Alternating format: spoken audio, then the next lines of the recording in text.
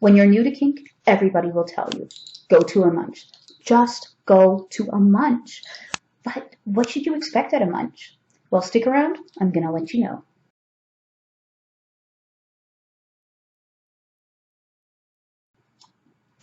Hey guys, it's Morgan with BDSM Relationships and Education. Thank you very much for checking out this video. And if you enjoy the video, please don't forget to give me a thumbs up so that I know to make more videos like this. And if you haven't done so already, please subscribe to my channel, and that way you can keep up with all the cool educational videos that I post. I post 2 per week. Tuesdays and Saturdays are my usual days. So today we're going to talk about munches. There's going to be 2 different videos because I have so much to say that I need 2 videos because, you know, I'm trying to avoid making 30 and 40-minute videos here. So the first thing we're going to talk about, what is a munch?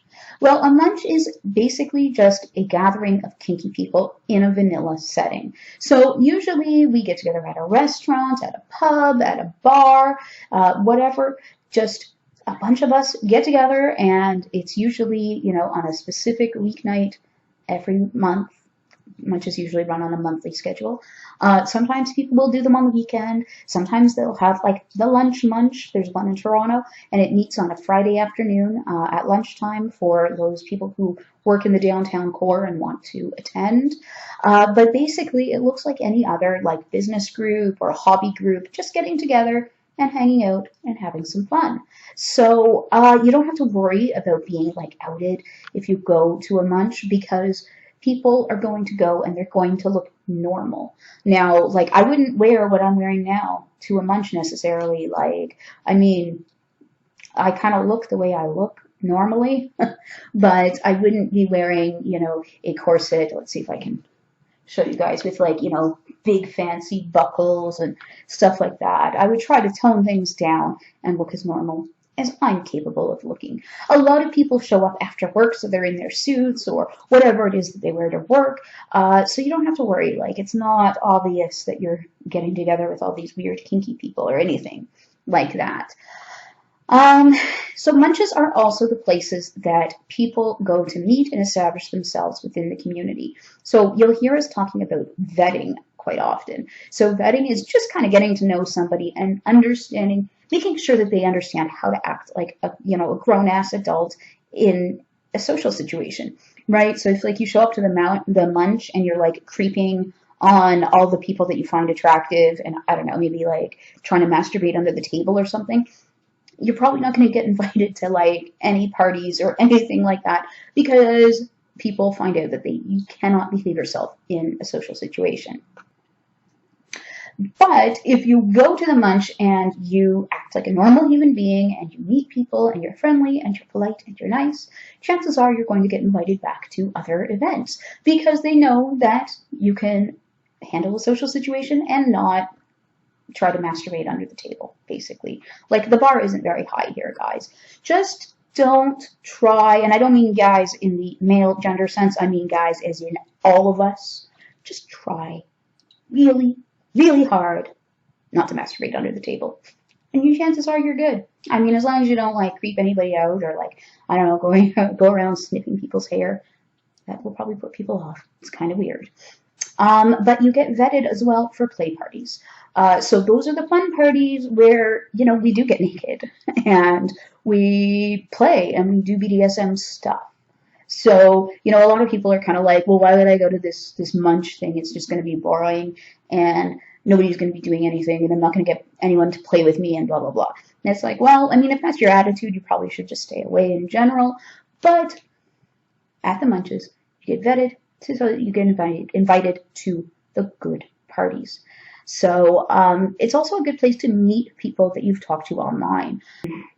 With online dating and that sort of stuff, ghosting and no-shows are like a really common occurrence. So a lot of people will say, well, meet me at the munch, because this way, you know, if you no-show, if you ghost on me or whatever, then, I mean, I'm already at the place that I was going to anyways. I'm hanging out with my friends. It's not going to suck as much for me if somebody doesn't show up. So, you know, there's that.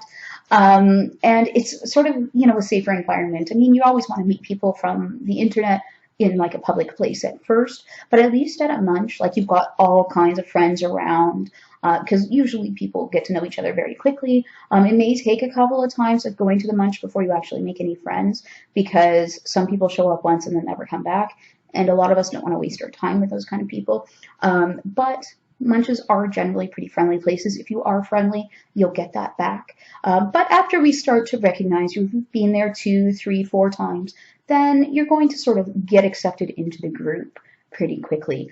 But anyways, so yeah, you've got this place, and you might be blinded by somebody that you've met online because they're really charming or good looking or whatever, but your friends might see things that you don't.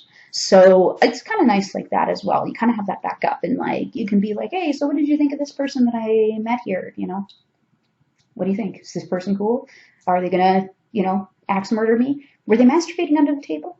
You find out about these things. And you can just make friends, because I think that part of being in a community is making friends, right? So like pretty much all of my friends, there's some exceptions, but a huge amount of my friends are people that I've met through the kink community. I like having kinky friends. I'm kinky. Then I don't have to hide, all the weird shit that I do or anything like that. My friends know, right? So if I, screw up and I say my submissive instead of my boyfriend, nobody's going to look at me weird. It's kind of nice. So yeah, make friends. And if you are in the search and the hunt for a partner, because I understand how hard that can be, if you make friends with people, they may know somebody that didn't come to the munch, but that is looking, that happens to sort of coincide with what you're looking for. So friends are really important as far as that goes. And I mean, who doesn't need more friends? So there's all kinds of different kinds of munches. There are sort of the general interest munches. I'm going to talk about like sort of specific Toronto ones here, but they are very similar around the world. So like in Toronto, we have what's called the deviant munch, and that's our general interest munch. It's run by friends of mine. It's an amazing munch. It's huge. Like, when you go, it's tons and tons and tons of people. So that can be really intimidating for some people. So if you are totally freaked out by walking into a group of like 30, 40, 50, 60, 70, 100 people, then some of these big munches are not for you, at least not at first. You may want to try a smaller munch a couple of times before you sort of venture into some of the big ones. But here, that's our general interest munch. And then, of course, they meet once a month. And then there's a lot of other munches. The other huge, huge munch in Toronto is the TNG munch. Now, TNG munches happen all over the world. TNG stands for the next generation.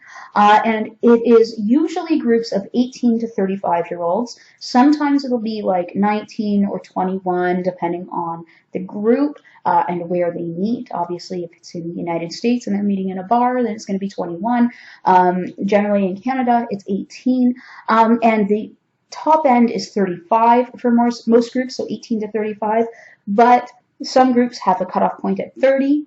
And others, I've never seen one that has over 30, or over 35 rather. So it's usually somewhere between 30 and 35. So basically, these are groups for younger folks.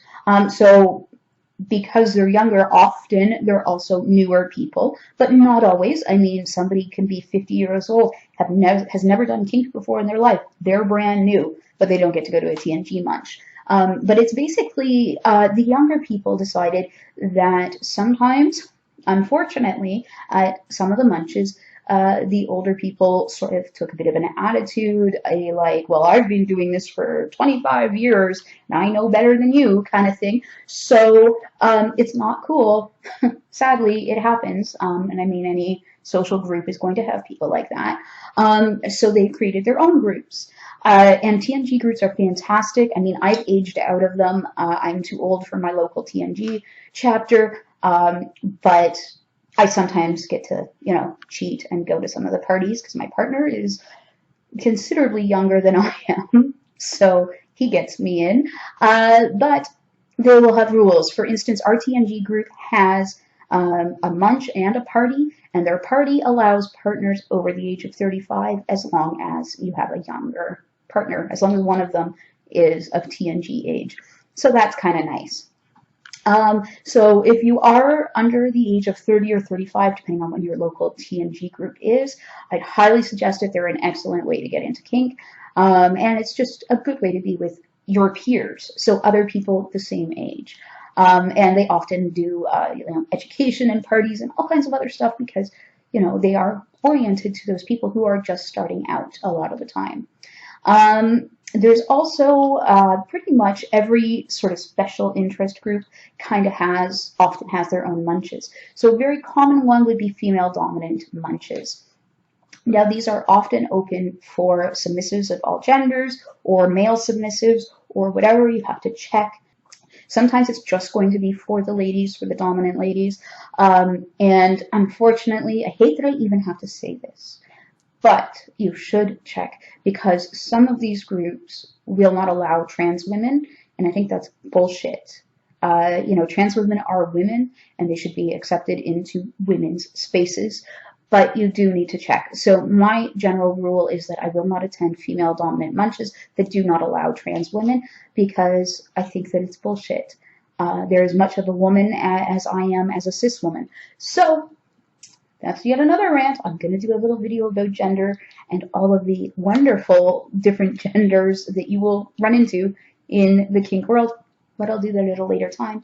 Just check your female dominant munch to make sure that they are inclusive of all women because we don't really want to support, or at least I don't want to support groups that are not inclusive of all women.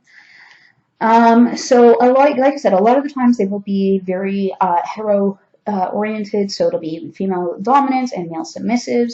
A lot of them, especially more recently, have opened up and are accepting submissives of all genders, which is really quite nice. Sometimes these femdom groups, female dominant groups, will be a little more formal, so it's always good to check their rules and everything first. Within female dominant circles, we do seem to enjoy higher protocol. I'm not a huge fan of really high protocol things unless I'm with a small group of people that I really know well. But female dominant groups do tend to lean on the side of more protocol rather than less. So always check their rules. And then, of course, like I said, there's all kinds of different special interest groups that have their own munches. For instance, in Toronto, I know that there is a spanking munch. I'm not sure if they still get together, but there was a foot fetish group that got together. There's a million and one rope groups that have various meet and greets, get-togethers, all that kind of stuff. So those are kind of nice because you can meet and talk with people that are into the same things that you are. And you already know walking in, if it's a spanking munch, everybody is into spanking. It should be, oh yes, and then there are sloshes as well. I should talk about a slosh. So slosh is definitely held at either a pub or a bar, and it's basically the same as a munch, except there is generally a focus on social drinking. And that is something that doesn't happen a lot within BDSM circles because at play parties and that, they're usually either dry or drinking kind of discouraged until after you've had your playtime. So this is a chance for kinksters to get together and drink socially with each other. So that's kind of a nice thing if you're into social drinking. It should be noted that anybody sorry, I just can't talk today. I don't know what's up with me. It should be noted that anybody can hold a munch. So this is both a good thing and a bad thing. So if you are, in an area and there isn't already a munch, you can start one. If there isn't a munch about your specific interest and you think there's enough people, you can start one. For instance, for about a year, I think it was just a little over a year, I co-hosted a munch for kinksters that have disabilities because in Toronto there was just such a need for it. A lot of our play spaces weren't accessible, so disabled people were being left out of the kink scene, and sometimes it's just nice to get together with other people who understand the struggles that you have, and you can sit down and you can talk and bitch and whatever. So it was a really cool thing. Unfortunately, both myself and the other organizer ran into some health-related problems around the same time, and it just got to be too much, and we couldn't maintain it, and we didn't have anybody that was willing to take over. But you know, it's something that I may start up again at some other point in my life, or I would help and encourage somebody else to start one, because I think that it's something that is needed. So if you have something, like whether it's, you know, kinksters with disabilities or a kink or whatever it is, if there is a reason for you to start a munch, then go for it. You can do that. Now, when I say that it's a good and a bad thing, we do have, and it's pretty much fizzled out at this point, but there was a person in town that was a well-known predator, had been kicked out of pretty much every scene within, like, you know, 100 miles or 100 kilometers, since I am in Canada, 100 kilometers of the city or more, was not allowed, was not welcome in any community. But this couple began running a munch, and it attracted a lot of newbies because they marketed it towards new people specifically, and you know, they were predators. So you do have to kind of be careful. Not all munches are run by good, honest, open people that are doing it for love of community. Sometimes there's predators. But it's, you know, you're not going to know. You're just going to have to go. And if it's a huge, popular munch, well attended by like people that have been in the community for a long time, then chances are it's a pretty decent place to go. So again, we're going to talk in the next video a little more about you know, specific etiquette rules. I'm just going to quickly cover what you should wear. And I think I already kind of talked about it. You should just dress normally. Don't wear fetish gear. You will not be welcome. People will think you're a jerk. Don't wear fetish gear. No collars, nothing really obvious. Sometimes people will wear like a simple necklace with a lock on it, just to indicate that they are collared and owned. But for the most part, like, you can't wear, you know, and I've used it as an example before, but you can't wear big dog collar spikes and a leash, that kind of thing. Not cool. And if you are absolutely in doubt and you have no idea what to wear, I think that business casual is always a good default, because then at least, like, you're dressed nicely. You know, it's a good way to impress people by dressing nicely. And, you know, you're going to fit in. So, I mean, sometimes, like, jeans and a t-shirt is totally fine. You know, whatever you kind of wear. I mean, I wouldn't go so far as to, like, you know, sweatpants or anything. It's not the 90s anymore. Sweatpants are not cool to wear out, I guess, unless they're yoga pants, right? But, you know, just, you know, use your common sense. Dress nicely. And what do you do while you're there? Well, you meet people. You make friends. You talk about, you know, the weather or the local sports team, or, you know, sometimes you talk about kink. It happens. But the important thing is that you listen more than you talk, because especially if you're new, just listen. Listen to what other people are saying. Listen and get a feel for the group, for the community. Not all munches are created equal. So if you go to one munch and you really find that you didn't like the group, or you were really put off, or whatever, that's fine. It happens. You can go to a different munch. Hopefully you're in a big enough city that, you know, you can have that option. If you are in a small town, you can travel to go to a munch. You know, maybe pick one place, and if that doesn't have a munch that's, you know, suits you, you can go to a city that's equal distance, just the opposite direction, and see if their munch is better suited for you. But basically, just go, make friends, socialize, have fun. It will take a couple of times, probably, for you to, unless you're really outgoing, it's going to take probably a few times for people to start recognizing you. I know I'm very outgoing, and I was pretty much accepted into the local community the first time I went, but that's because I'm really, really outgoing. I also volunteered at that first munch to help out with DMing at parties, and because of my medical training as a first aid person. So I was able to offer my services, which kind of helps with things, so people remember that. So if you are interested in volunteering for the community, if you have special skills like first aid experience, then you can volunteer in that capacity. You can also volunteer to help set up, tear down play parties, things like that. Just make yourself useful, right? And people remember it, and people think well of you if you are that person who's like, yeah, no, I'm totally down to help. What can I do?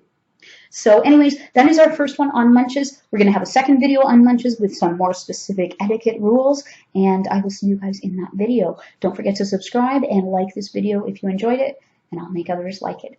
Thanks. Bye.